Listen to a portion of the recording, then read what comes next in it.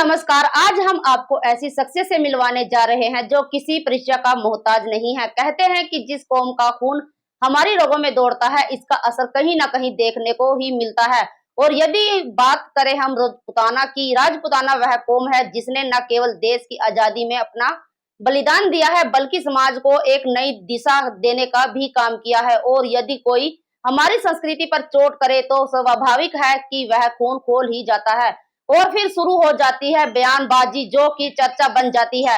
विवाद के लिए अनेक प्रकार के उसे पर लोग प्रतिक्रिया देते हैं। ऐसी ही शख्सियत को आपको हम मिलवाने जा रहे हैं। करनाल जिले के निसिंग के गांव ब्रांच से साध्वी देवा ठाकुर का नाम आप लोगों ने सभी ने सुना होगा। अनेक प्रकार के बयान देने की वजह से वह विवादों के घेरे में भी रही है, लेकिन हमेशा से उनका प्रयास रहा है कि वह अपने धर्म और संस्कृति पर, राष्ट्र के बारे में यदि कोई गलत शब्दों का प्रयोग करता है तो फिर वह यह बोलने से पीछे नहीं हटती। और जब वह बोलती है तो कई लोगों को बड़ी तकलीफ होती है। अनेक प्रकार की प्रतिक्रिया भी लोग उस पर देते हैं, जिसने उनके समर्थन में और जिनके खिलाफ लोग बोलते हैं, लेकिन वह कभी भी अपने उद्देश्य से पीछे नहीं हटती है, क्योंकि कहीं ना कहीं राजपुताना का जो खून उनकी रगों में वह है, उसका जोश और जज्बा उनके अंदर देखने को मिल ही जाता है। आइए सुनते हैं कि वह क्या कह रही है इसको लेकर के। देखिए, पहली बात तो मैं हार्दिक अभिनंदन और स्वागत करती हूँ कि आप सब लोग भी आज देवाजी धाम आए। और रहा आपने कहा कि फैन फॉलोइंग, ये कोई बहुत इस तरह का विषय नहीं है कि कोई बनाई जाए। मैं तो कहती हूँ लोगों के दिल में होना बड़ी बात है, और आप प्यार करते हैं तो इससे बड़ी बात मेरे लिए हो नहीं सकती। उसके लिए मैं फिर से आभार व्यक्त करूँ। क्या कोई भी बंदूकें या बंदूकों का कल्चर जा चुका है, गवर्नमेंट की तो ओर से भी तकरीबन चीजें बैन है, तो मैं कैसे उल्लंघन कर सकती हूँ। आप एक विवादित बयान दिया था आपने पूर्व सीएम रहे फारूक अब्दुल्ला को लेकर के, क्या बयान था और क्या कहेंगे इस चीज को लेकर के, क्या टिप्पणी करेंगे? फिलहाल तो अभी लेटेस्ट मुझे नहीं लगता कि मैंने कोई बयान दिया है। पहले आप जब मेरी याद चर्चाओं में जब आए थे तब आपने बयान दिया था कि शुक्र मानो भारत में रहने दे रहे हैं। उस विषय पे देखिए बड़ी पुरानी बातें हो चुकी हैं। अगर आज कोई हरकत करेगा तो आज भी आन बान शान और मेरे हिंदुस्तान के लिए आवाज यानी सब कुछ उठेगा जो उठना चाहिए। हिंदुत्व के लिए आप हमेशा आवाज उठाती रहती हैं। मैं राष्ट्र की बात करती हूँ, देश की बात करती हूँ, अखंडता की बात करती हूँ। और इस देश को तोड़ने वाली कोई भी गतिविधि हो उसके खिलाफ मैं पहले भी थी। देश पहले प्रथम है मेरे लिए, प्राण भी सेकंड है। तो अभी बीजेपी की सरकार है जी, आप कितना इत्तेफाक रखती हैं इस चीज को लेकर के? शुक्र मानिए ना बीजेपी की सरकार है, शुक्र मानिए ना देश का माहौल इतना अच्छा है। आप शुक्र करिए ना, देश में लोग तिलक लगाने लगे हैं, राम की बात करने लगे हैं, राम मंदिर बना है, भगवे की बात करते हैं। आज तो अमन शांति और भाईचारे जैसा माहौल है। जहां मंदिर सुरक्षित है वहां मस्जिद भी सुरक्षित है। आज तो कोई कमी है ही नहीं। आप राम मंदिर गए हैं अयोध्या? हाँ बिल्कुल, मैं राम मंदिर भी गई हूँ और उससे पहले भी अयोध्या गई हूँ, और जाना चाहिए। और देश में रह रहे चाहे मुस्लिम है चाहे हिंदू है, उन सबको राम मंदिर जाना चाहिए। प्रोटोकॉल के अनुसार भी राम हमारे राजा हैं और श्री राम को मानना हम सबका एक हिस्सा भी है। इस देश की नैतिकता भी बनती है हमारी। क्या लगता है बीजेपी जो है हिंदुत्व की बात करती है या ना, पूरे समाज की बात? बीजेपी समाज की, देश की, राष्ट्र की, और मैं तो कहूं देश में कोई भी जाति धर्म सबकी अगर बीजेपी बात नहीं करती तो आज वक्फ बोर्ड पे इतना बड़ा जो बिल पास हुआ तो उसका लोग शुक्रिया नहीं मनाते। मुस्लिम समाज ने भी आगे आके कहा कि बहुत अच्छा हुआ। ये बड़ी बात है। तो आप जिस तरीके से वक्फ बिल की बात कर रही हैं, कितना फायदा इसको पूरे देश को होगा इस बिल से? नुकसान क्या होगा? देश को विकसित होना चाहिए क्या सीमित होना चाहिए? देश विकसित हो रहा है, देश आगे बढ़ रहा है, देश पढ़ रहा है, देश में हर आदमी को फ्रीडम मिल रही है, आजादी मिल रही है। जिसको देखिए कुछ परंपराएं, कुछ एक नैतिक दायरा, कुछ मस्जिद और मंदिर को लेके, कुछ बच्चे जो देश में पढ़ नहीं पा रहे थे, बढ़ नहीं पा रहे थे, मानसिकता आगे नहीं हो पा रही थी, महिलाएं कहीं ना कहीं गुलाम थी। आज बड़ा शुक्र अदा करते हैं लोग, और मोदी जी के फैन हिंदू ही नहीं मुस्लिम भी है। अब युवाओं की बात कर रहे हैं, युवाओं को किस ओर देखती हैं? देखिए, अगर आप सच पूछेंगे तो कड़वा है, और झूठ कहें तो मेरा देश बढ़ रहा है, मेरा देश पढ़ रहा है। आज अगर लोकल माहौल में आप देख रहे हैं तो नशा कहीं ना कहीं युवाओं को, मोबाइल कहीं ना कहीं युवाओं को, सोशल मीडिया कहीं ना कहीं युवाओं को, और बदलता हुआ कल्चर, वेबसाइट, सोशल मीडिया की गंदगी, इंस्टाग्राम की गंदगी युवाओं के दिल, दिमाग और दिनचर्या और फिजिकली एक्टिविटी को खत्म कर रहा है। भारत को विकसित होने से रोक रहा है। भारत में जो सोशल मीडिया है ना, चीन की तरह और कंट्री की तरह बैन होना चाहिए, ताकि एक उम्र सीमा हो कि हमारे बच्चे इस उम्र तक सोशल मीडिया यूज नहीं कर पाए। क्योंकि आज जो बदलता हुआ माहौल, जो नंगनता, जो फूडता, जो गानों को लेके कल्चर, मैं खुद की भी बात करूं, इस गन कल्चर ने देश को, समाज को, लोगों को बहुत लॉस किया। लोग गाली देंगे कल तक तो आप, ये था वो था, वो कल की बात है। जब समझ जाए, जब जागे तब सवेरा होता है। आपको समझ बड़ी करनी चाहिए, सोच बड़ी करनी चाहिए, अपने आप को विकसित करना चाहिए। भारत देवाली धाम में कुछ क्या युवाओं के लिए क्या कुछ सोशल एक्टिविटीज चल रही? मेरा हमेशा एक प्रयास होता है, चाहे वो सत्संग के माध्यम से हो, चाहे ब्लड डोनेशन कैंप के माध्यम से हो, चाहे वो कोई ना कोई एक्टिविटी के माध्यम से हो, मैं हमेशा हर साल कुछ ना कुछ बच्चों को एजुकेशन के माध्यम से हमेशा प्रयास करती हूँ कि कोई बच्चा अनपढ़ नहीं रहे, कोई बच्चा किसी के पास, छोटा बच्चा नौकरी नहीं करे, कोई आसपास गरीब से गरीब बच्चा भी शिक्षा से भिन्न ना रहे। मेरा प्रयास हमेशा होता है। अच्छा साध्वी जी, वैसे साध्वी आपने नाम रखा, लेकिन कई बार जो है ऐसी पिक्चरें, ऐसी वीडियो आपकी आती हैं जिसमें लिबास बिल्कुल हटके होता है। कौन सी पिक्चर की बात कर रहे हैं आप? कपड़े पहनना कौन सा विवाद का विषय है, उपवाद है? कपड़े पहनना केवल इस कलर का कपड़ा पहनना ही साधु होता है क्या? इस कलर का कपड़ा पहन के 10 रुपए का चंदन लगा के कहीं भांग पिए पड़े हैं, कहीं ये पहन कर ये कलर सुट्टा मार रहे होते हैं, कहीं ये पहनकर कहीं बलात्कार के केस में अंदर बैठे हैं, वो साधु है? या फिर फ्री फ्रीडम व्हाइट कपड़ा पहनकर भी समाज का कल्याण करना वो साधु है? कपड़े से साधु का क्या मतलब है? आप बेस मत देखिए, उसकी मानसिकता देखिए कि वो समाज को क्या दे रहा है, उसकी सोच क्या है। विचारों से शुद्ध होना चाहिए। विचारों की भी केवल बात करने से तो छोटा पड़ जाएगा, खत्म हो जाएंगे शब्द, लेकिन रियलिटी, प्रैक्टिकल, थ्योरी और जमीन पर काम करना चाहिए। जब से बीजेपी सरकार आई, साधु संतों को ज्यादा महत्व देना चाहिए। इस देश, ये देश हमारा संतों का देश है, ये राष्ट्र हमारा संतों का देश है, ऋषि मुनियों का देश है। यहाँ गुरुकुल परंपरा रही है, यहाँ सनातन परंपरा रही है, यहाँ गीता के उपदेश यहीं हुए, भारत माता की जय यहीं पे हुई, और राष्ट्र और भारत का आईना दिखा के देश आज कहाँ चला गया? बिल्कुल करना चाहिए। और दूसरी बात, वो समय था एक कांग्रेस का जब साधुओं को जेल में डाल दिया गया, वो समय था कांग्रेस का कि साधुओं को आतंकवादी कहा गया, वो समय था कि राम मंदिर की लड़ाई लड़ने वालों को, गौ माता की जय बोलने वालों के ऊपर गोलियां चली। वो देश के संतों ने, साधुओं ने, जो अंदर से श्राप निकला, अभिशाप निकला, उस पार्टी को आज खत्म कर दिया। कई बड़े बड़े साधुओं पे आरोप भी बहुत लगे हुए हैं, कहीं आज जेल में भी है। मैंने स्वयं स्वीकार किया कि कहीं भगवा भेष पहनकर बलात्कार कर देते हैं, कहीं जमीनों को हड़प रहे हैं, कहीं आज आश्रमों के झगड़े चल रहे हैं, आज हरिद्वार में क्या, कुरुक्षेत्र में क्या, एनजीओ के नाम पर, अखाड़ों के नाम पर, मठ और मंदिर के नाम पर गोलियां चलती हैं आमने सामने। आज कब्जाधारी बहुत सारे संत हो गए क्या हैं। वो संत हैं? नहीं, उनको आप संत कैसे कह सकते? वो तो भूमि माफिया है। आज कई संत के रूप में बड़े बड़े कई सौ एकड़ के मठों के ऊपर मंडली मारे बैठे हैं, क्योंकि उनको पता है अगर इस मठ से मैं हट गया, इस मठ से मेरा कब्जा हट गया, तो करोड़ों की जायदाद किसी और के पास चली जाएगी। अभी महाकुंभ हुआ था पीछे, कितना हिंदुओं को उससे शक्ति मिली? देखिए, उसकी बधाई शुभकामनाएं देनी चाहिए, पर मैं कुंभ में नहीं गई। मैं स्वीकार करती हूँ आपके चैनल के माध्यम से, मेरे देश में तो हर जगह गंगा है, मेरे देश में तो हर जगह मंदिर है, मेरे देश में तो हर जगह गायत्री का पाठ होता है, मेरे देश में तो हर जगह अखंडता की बात होती है। तो इस राष्ट्र के अंदर एक कोई जगह, एक स्थान, एक समझ निश्चित नहीं हो सकती। तो गंगा जल हमारे हर घर में आता है। राजनीतिक और साधु में क्या देखते हो आप? पहले राजनीति अखाड़ों से चलती थी, पहले राजनीति इंदिरा के टाइम से भी अखाड़ों में होती थी।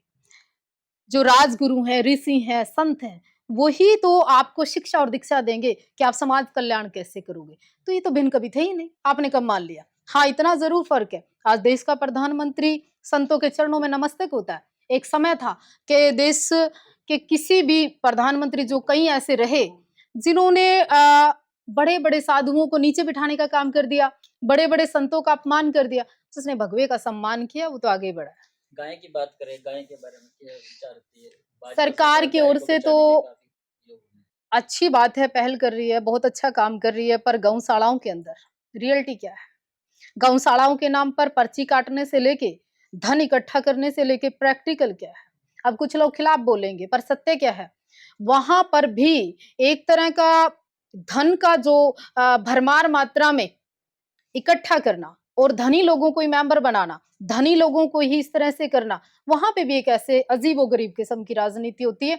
आज भी आप जींद चले जाओ, पुंडरी चले जाओ, इस रोड पे चले जाओ, गऊ माता ही नहीं, नंदी भी बेसहारा आवारा पशुओं की तरह सड़कों पर घूमते हैं और उनकी वजह से रोड एक्सीडेंट होते हैं, कई लोगों की जान चली जाती है। तब वो गौशाला वाले ध्यान क्यों नहीं रखते जब गवर्नमेंट इतना फंड दे रही है? ध्यान रखना चाहिए। क्या लगता है बीच में जो ये दलाल हैं इस तरीके का काम करते हैं?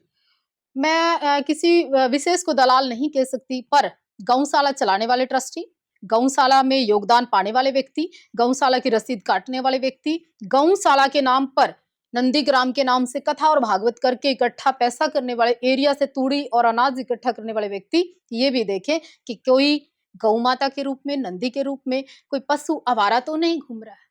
कोई हमें जो गऊ में श्रद्धा नहीं रखता वो हमें गऊ के नाम पर माँ कहकर गाली तो नहीं दे रहा। जो गऊ माता को नहीं मानता वो पशु पशु कहकर हमें हिंदू कहकर ताना तो नहीं दे रहा। वो ताना सुनने को हम मजबूर किसकी वजह से हुए, हमें ये भी देखना होगा। आयोग को देखना चाहिए कि गाय आज बिल्कुल देखना चाहिए। घास खाने की बजाय पॉलिथीन। देखिए, कई नेताओं को आप बुलाते हो, तिलक लगवाते हो, एक दिन गऊ पूजन कराते हो, 2 पेड़े दे देते हो, 2 फल दे देते हो, इतना काफी नहीं है। जब तुम हर घर में गऊ पालोगे ना, जैसे अगर हम यहाँ बैठे हैं धाम में और एक गाय है, तो हर हिंदू जब गाय पालेगा ना, तो ये नंदीग्राम गौशाला पे ज्यादा फोकस करने की आवश्यकता नहीं रहेगा। आप जिम्मेवार बनिए। जब आप अपने माँ बाप की प्रॉपर्टी लेते हैं ना, तो अपने माँ बाप को जब रखोगे तो वृद्धाश्रम जैसे नहीं जरूरत पड़ेगी। तो अभी ये जो बातें हो रही हैं ये कागजों तक सीमित है या धरातल पर आप मानते हैं इसको? साध्वी देवा ठाकुर प्रैक्टिकल इंसान है, ना तो ज्यादा राजनीति के चक्कर में रहती और ना राजनेताओं के चक्कर में रहती, और ना साध्वी देवा ठाकुर वो शब्द निकालती जिसका वो पैरा नहीं दे सकती। मैं उन शब्दों पे ही काम करती हूँ जिसमें मैं अपना वजूद ढूंढती हूँ। भारतीय संस्कृति की बात करें तो अभी जो युवा हैं वो कितने समझ रहे हैं इस चीज को? भारतीय संस्कृति केवल मात्र फैशन और लिबास की तरह यूज कर रहे हैं लोग। भगवे को फैशन और लिबास की तरह यूज कर रहे हैं लोग। काफी सारे कमेंट्स मेरी सोशल मीडिया पर करते हैं, आप मॉडल हैं, आप साध्वी हैं। सुंदर दिखना गुनाह है क्या? कपड़े पहनना गुनाह है क्या? या कपड़े उतारना गुनाह है? जो लोग नंगा नाच करते हैं सोशल मीडिया पर, ऐसे से ढुमके लगाते हैं, ऐसे से युवा गंदी गंदी वीडियो डालते हैं, ऐसी सी महिलाएं जिनको आप देख नहीं सकते अपने परिवार के साथ, वो निक्कर पहन पहन के आती है, वो गलत है? या पूरे कपड़े पहनकर आप राजपूती परंपरा में रहते हैं, वो गलत है? तो वहां पंचायत नहीं हो रही कि हम अपनी बात रख रहे हैं। हम तो समाज को कहना चाहते हैं कि आप अपनी सीमाएं, अपना दायरा, अपनी परंपरा, आप किस ब्लड से नाता रखते हैं वो याद करिए। मैं तो ये कहना चाहती हूँ। गन कल्चर पे जिस प्रकार से सरकार ने बैन लगाया है, क्या कहेंगे इस पे? दोनों को पूरी तरह से स्वागत करती हूँ, समर्थन करती हूँ, और मैं पहली साध्वी देवा ठाकुर हूँ जो ये कहना चाहती हूँ कि सरकार ने बहुत अच्छा किया। जितने भी ये गाने हैं इन सब को बैन कर देना चाहिए, ताकि कोई युवा मानसिक रूप से भड़के नहीं, कोई ऐसा गलत कदम उठाए नहीं, और ये कारण और ये कांड हो नहीं। तो सभी के गाने बैन होने चाहिए, कुछ एक गायकों के हुए एक दो के क्या है? जो भी गाए गंदगी तो गंदगी हटा देनी चाहिए। कोई भी गाए, इसमें क्या एक दो की बात करनी है। जम्मू से 370 तो हटा दी, अब पीओके की बारी है। देखते जाइए ना भारत में भी क्या क्या होता है। भारत को शुद्ध, क्लीन, नीट जैसे बना दें जैसे ट्रम्प बना रहा है देश को, अमेरिका को। यूट्यूब पर कई ऐसे गाने हैं जो अभी भी मिलियंस में रिकॉर्ड तोड़ रहे हैं। आप अपने पैसों के लिए, अपने बेनिफिट के लिए, अपने नाम के लिए आप दो जातियों को, दो समाज को, संप्रदायों को आप जाति पाति के नाम पर जहर क्यों देना चाहते हैं? कितना आप असर क्यों जाट और ब्राह्मण करना चाहते हैं? कितना असर आप पड़ेगा? क्यों एक क्षेत्रों को बांटना चाहते हो कि जाट का गाना नहीं डिलीट हुआ, ब्राह्मण का गाना डिलीट हो गया? अब मतलब क्या माहौल क्रिएट हो रहा है? आप क्या दबाना चाहते हो? क्या ऐसा नहीं लग रहा कि बीजेपी जब से आई जात पात ज्यादा बढ़ा है? बीजेपी ने तो जात पात को बोला कि जात पात कार्ड खेलो ही मत, तो पर खेल तो रहे, पॉलिटिक्स आदमी भी तो खेलते हैं। बीजेपी ये कार्ड नहीं खेल रही, ये तो वो लोग कार्ड खेल रहे हैं जिनको कोई पूछता नहीं था, आज वो लोगों के पास कोई काम नहीं है, वो लोग कार्ड खेल रहे राहुल गांधी जोड़ो यात्रा के नाम से यात्रा करे हैं। दोबारा, अरे पहले भी राहुल करे थे। गांधी अपने आप को नहीं जोड़ पाए, अपना परिवार नहीं बना पाए, अपने आप को ठीक से खड़ा नहीं कर पाए। मतलब दबंग, और मैं अब छोटी बात नहीं करना चाहती, वो साधुवाद है उनको मेरा, उनको कोई सही गुरु की जरूरत है, उनको हिंदू धर्म और परंपराओं को जोड़ने वाले किसी आध्यात्मिक मेडिटेशन और ध्यान की आवश्यकता है, कोई साधना की आवश्यकता है, ताकि कोई कृपा हो जाए उनके ऊपर से, श्राप हट जाए। ईद सर- वाले दिन यूपी में जो है कहीं ना कहीं नारेबाजी हुई है, उसको लेकर के क्या कहेंगे? किसने की नारेबाजी? मुसलमानों ने की है बाहर निकल करके। क्या गारंटी कि उसमें मुसलमान थे? आप क्या मानते हैं? देखिए, कुछक शरारती तत्व हिंदुओं में भी होते हैं और मुसलमानों में भी होते हैं। कुछक शरारती हर जगह, हर क्षेत्र में, हर गोत्र में, हर संप्रदाय में पाए जाते हैं, और उनकी कोई जाति धर्म नहीं होती जो देश तोड़ने की बात करे, चाहे वो मुसलमान है और चाहे वो हिंदू है। जो पूर्णतः से हिंदू होकर हिंदू की बात का पहरा नहीं दे सकता, सनातन को नहीं अपना सकता, वो हिंदू कहलाने के लायक भी नहीं है। और जो मुस्लिम होकर भी उस धर्म में कहीं नहीं लिखा कि आप किसी के साथ नाजायज करें, वो भी गलत है। आप धाम से किस उद्देश्य से लेके चल रहे हो, क्या विचारधारा लेके चल रहे हो, किस तरह से? श्री माता बाला सुंदरी देवाजी धाम, जो गांव ब्रास में स्थित है, पिछले 25 से 30 साल से है। यहाँ देवी आराधना, पूजा पाठ होती है। मैं पाखंड के खिलाफ हूँ, नशे के खिलाफ हूँ। भटकते हुए लोगों को कहना चाहती हूँ कि सनातन ये नहीं सिखाता जो सीख रहे हैं। साधुओं के पास 20-30 कई जगह जाते हैं, कहीं ऐसे डेरों में साधु खुद भी सुल्फा पी रहा होता है, 5 सातों को और पिला रहा होता। ये आज नेट पे परंपरा देख रहे होंगे आप, ये आज सोशल मीडिया पे परंपरा देख रहे होंगे आप, कि वो साधु समाज को सुधार रहा है, वो बिगाड़ रहा है, उसको क्या कहेंगे आप? वो मत करिए। क्या ये सिर घुमाने वाले जो ये संत हैं, नाजी ना, ये तो नाचने वालों से भी बहुत आगे चाली, ये तो बहुत बड़े पाखंडी है। इनमें ना कोई देवी आती, ना शंकर आता, ना हनुमान जी आता। हाँ, हिंदुओं को जूते मारने चाहिए इन लोगों को। मैं कहती हूँ आप हिंदू धर्म के लोगों को कंट्रोल करना चाहिए। हिंदू धर्म के लोगों को इनके बाल पाड़ने चाहिए कि तुम्हें देवी कैसे आ सकती है। देवी तो बहुत पवित्र है, देवी बहुत ऊपर है। और ये जो पाखंडी लोग हैं ना, जो डेरे बनाए बैठे हैं, मर्द भी पायल पहन पहन के नाचते हैं, सिगरेटें पीते हैं और मुजरा करते हैं और अखाड़े, मतलब ना ये मर्द है ना पुरुष है, ये तो उन किन्नरों को भी माफ कर गए क्या उनमें माता से। किसी के अंदर आती है? कभी नहीं आ सकती। मैं करोड़ों रुपए नाम रख सकती हूँ कि अगर किसी में कहे कोई देवी आती है। ये धर्म के नाम पर कोरा पाखंड है जो चौकियों के नाम पर लोग कर रहे हैं। अच्छा, साध्वी देवा ठाकुर कहीं ना कहीं राजनीति में भी जा सकती है?